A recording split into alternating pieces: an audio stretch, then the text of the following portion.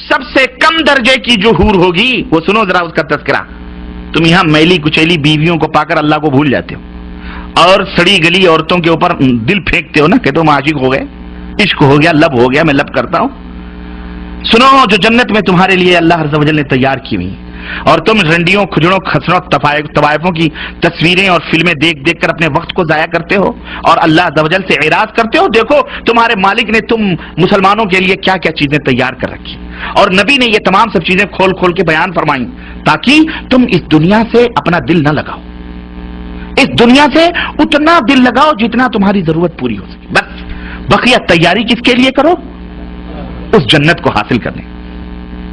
تو اللہ کے رسول صلی اللہ علیہ وسلم فرماتے ہیں کہ کم درجے کی حوریں جو ہوں گی ان کی آنکھیں غلافی ہوں گی, خوبصورت غلاف جیسی آنکھیں ان کی حور کی ہوگی, اور ہر بیوی, جو بھی بیوی وہاں تمہاری ہوگی حور, ہر بیوی پر 70 جوڑے کپڑے کے ہوں گے. کتنے جوڑے؟ 70 نہیں, 70 جوڑے کپڑے کے, وہ پہنے ہوئے آرائش اور جمال کے ساتھ وہ گاؤ تکیہ لگائے ہوئے تمہارے انتظار میں بیٹھی ہوگی.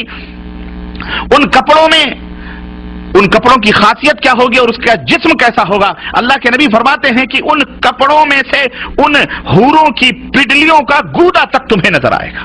اتنی حسین اور اتنی خوبصورت ہوں گی, اس کے گودے تک تمہیں نظر آئیں گے. اب آپ کہیں گے کپڑوں کے بیچ سے گودے کیسے نظر آئیں گے؟ لیکن موجودہ سائنس, موجودہ دنیا نے ہر چیز ہمیں یہ سب یقینی سطح پر لے آئے ہیں. وہ آپ ایکس رے مشین کے ٹیبل پر لیٹتے ہو کپڑا پہن کر کے, ہیں تو آپ کی ہڈیوں تک کے گودے تک دکھائی دیتے کہ نہیں دیتے؟ جب انسان کی بنائی ہوئی یہ عقل اتنی ترقی کر سکتی ہے کہ تم 1000 پردوں میں بیٹھے ہوئے اس تمہارے پیٹ کی تمام سب چیزوں کو وہ ایکس رے مشین بتا دیتی ہے, تو وہ خالق کائنات جس نے اس انسان کو بنایا ہے اس کے دماغ کا اور اس کی خلقت کا, اس کی تخلیق کا کیا کہنا ہے؟ سمجھ آئی کہ نہیں آئی؟ اب تو اور یقین آئے گا کہ نہیں آئے گا؟ اور یقیناً واقعی سچ ہے. اور تمہارا آئینہ کیا ہوگا معلوم ہے؟ شیشہ جس میں تم اپنے چہرے دیکھتے ہو. اللہ کے رسول صلی اللہ علیہ وسلم فرماتے ہیں کہ اس حور جو بیوی ہے نا تمہاری, اس کا دل, اس کا جگر تمہارا آئینہ ہوگا, اور تمہارا جگر اس حور کا آئینہ ہوگا. وہ تمہیں دیکھ کر سجے سنورے گی اور تم اسے دیکھ کر سجو گے اور سنورو گے. جنتی بھی جب بھی رخ پھیر کر اس کی طرف دیکھے گا اس کی آنکھوں میں 70 گنا حسن زیادہ پائے گا. ابھی بیٹھ کے وہ دیکھ رہا ہے, پھر ادھر پھیر کر کے پھر جب دوبارہ دیکھے گا 70 گنا دگنا حسن اس کے اندر پائے گا. تم کہاں پڑے ہوئے ہو مسلمانوں, کہاں سو رہے ہو؟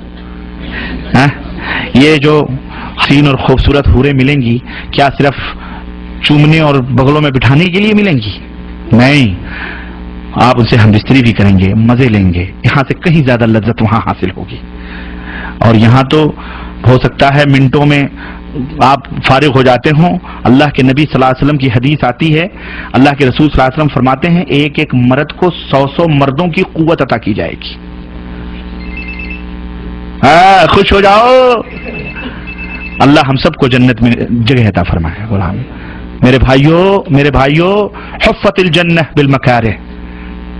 سردی لگ رہی ہے, اذان ہو رہی ہے, کمبل یہ کہہ رہا ہے مت چھوڑ کے جاؤ, لیکن تم اسے چھوڑ کر کے جب نماز کے لیے بھاگتے ہو اللہ فرشتوں کے اوپر فخر کرتا ہے, اے میرے فرشتوں یہ دیکھو بستر چھوڑ کے کیوں جا رہا ہے, میرے حکم کی تعمیل میں جا رہا ہے, میں نے اس کے گناہوں کو معاف کر دیا ہے. واللہ اس جنت کو حاصل کرو. یہ حوریں صرف دیکھنے کے لیے کوئی شو پیس نہیں, شو کیس میں بیٹھ سجانے کے لیے. جیسے چاہو گے استعمال کرو, دبا کے 100 مردوں کی قوتیں.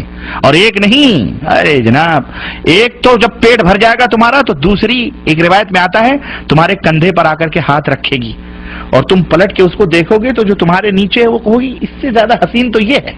وہ کہے گی اب صبر بھی کرو, میرا بھی حق آپ میں ہے, چھوڑو اس کو, میرے پاس آؤ. وہ لے کے جائے گی, وہاں مزے اڑاؤ گے تم. اللہ اکبر, یہ ہے جنت.